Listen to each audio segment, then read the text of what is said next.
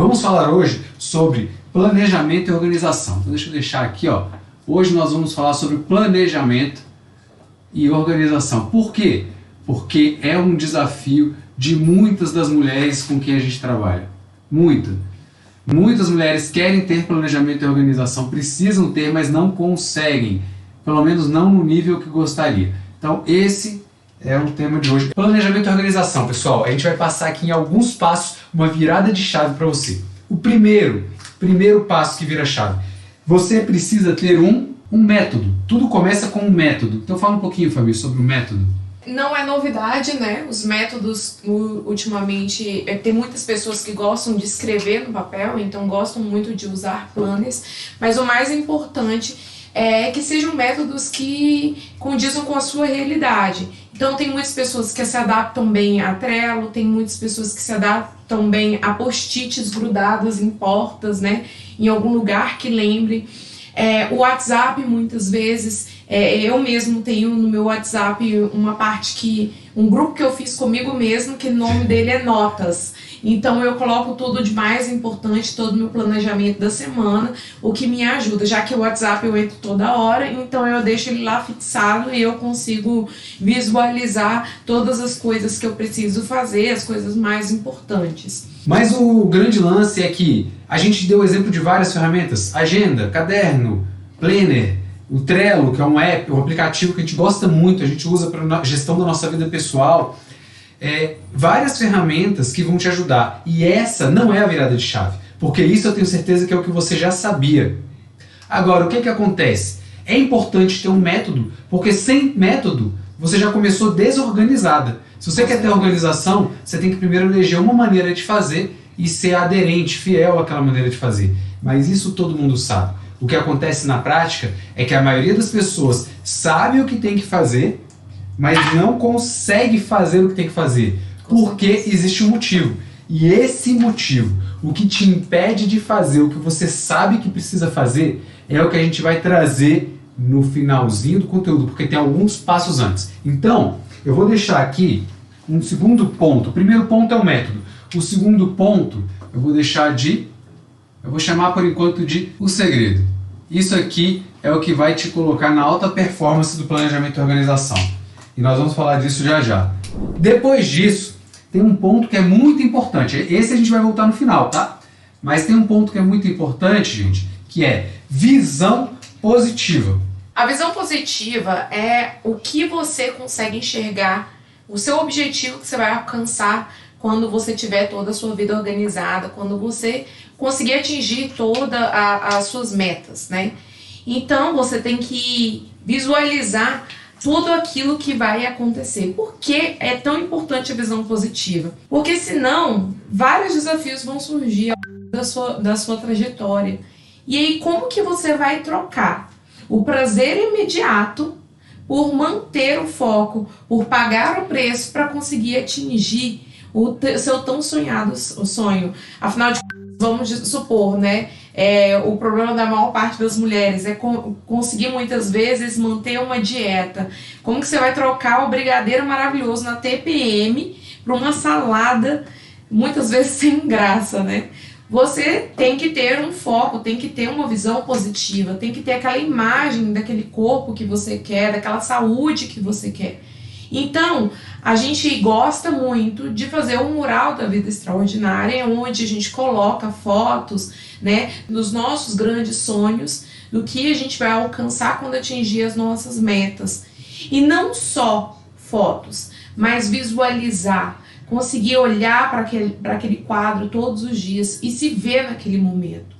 E muitas vezes, se você quer um carro, ir numa concessionária, entrar dentro do carro, sentir como que ele é, uma casa, visitar casas que são similares àquela que você quer. Se for uma meta grande, se ver, fechar os olhos e visualizar como que é, quais são os problemas que eu vou ter quando atingir aquela meta, como que eu vou ter que comemorar com as pessoas, como que eu vou ter que incentivar os meus colaboradores quando eu conseguir atingir aquela meta, como que eu vou parabenizar. Tudo isso a gente precisa ter, essa visão. Quando você projeta algo positivo, você deve projetar algo extraordinário. Então imagina hoje se você vivesse num mundo onde tudo é possível, o que você gostaria de viver extraordinário na sua vida? E não projeta os medos que existem em você. Quarto passo, isso aqui é muito importante também, e a Fabi vai explicar isso aqui, os hábitos. Por que os hábitos são importantes para planejamento e organização, Fabi? Primeiro de tudo, nós temos vários hábitos, alguns hábitos bons e outros hábitos ruins. Isso é básico. E o que acontece? Os hábitos, eles podem ser facilmente acessíveis e outros mais difíceis. Você precisa gastar mais energia para conseguir fazer aquele hábito. Então, um exemplo, eu quero fazer uma caminhada. Eu faço uma caminhada, o Júlio faz uma caminhada, eu também faço caminhada todos os dias. Para você fazer a caminhada, você tem que levantar cedo, você tem que colocar a roupa de caminhada e tem que ir. Você tem que lutar contra o seu sono e tudo bem. Isso é um hábito muitas vezes difícil, porque você tem algumas dificuldades, né? Alguns desafios a ser vencidos para você fazer com que aquilo se torne um hábito. Beleza. E também tem os hábitos ruins. Então, o que acontece? Acabar com o hábito é algo muito difícil.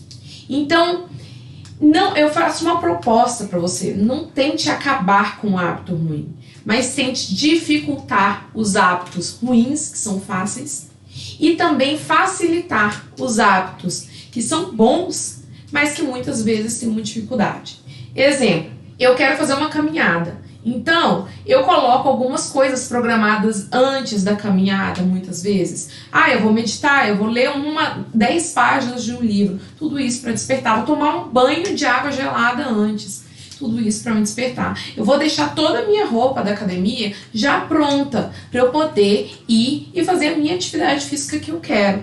Pronto, eu estou facilitando. E você também pode, nesse exemplo dela, escolher caminhar num lugar que te faz muito bem. Uma paisagem que você gosta muito, um local que tem alguma coisa que você valoriza demais, porque você está facilitando algo que é, entre aspas, difícil. Você está trazendo prazer para ele. Né, Fabi? Com certeza.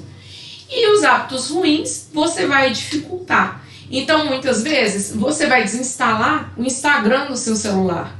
Pronto, como que eu vou fazer para acessar? Eu tenho que pegar, instalar de novo para poder acessar, entendeu? Ou se não, eu vou pegar todo final de semana que eu não quero usar o celular e deixar meu celular em casa. Assim eu não vou ter aquele hábito ruim de entrar e ficar olhando o Instagram toda hora, naquele momento que eu não estou afim. Lembrando que para você formar um hábito, você tem que persistir por aquilo por pelo menos 21 dias ou mais. Muitas vezes aquele hábito não está instaurado na sua vida. É muito difícil colocar algum hábito, mas você tem que ser consistente. Pelo menos 21 dias. O ideal é ser 60 dias ou mais. Para você informar para o seu cérebro, para o seu corpo, de que aquilo sim é o que você deseja fazer. Então vamos lá. Quando a gente fala de ter planejamento e organização de alta performance, significa que você está escolhendo fazer parte da elite,